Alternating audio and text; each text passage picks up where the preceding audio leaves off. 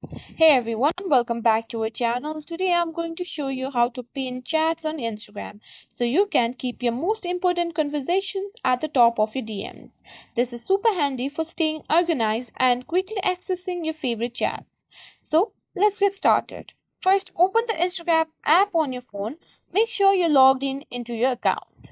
Next, tap on the messenger icon at the top right corner to go to your direct messages.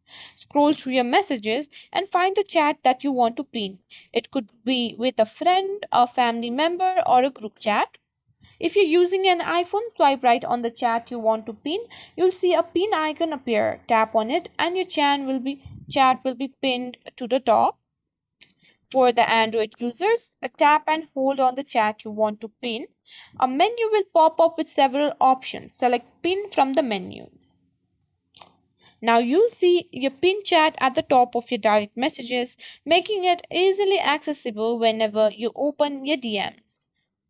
And that's it. Now you know how to pin your chats on Instagram. This little trick can really help you stay organized and keep your important conversations at your fingertips. If you found this video helpful, don't forget to give it a thumbs up and don't forget to subscribe to our channel for more tech tips and tricks.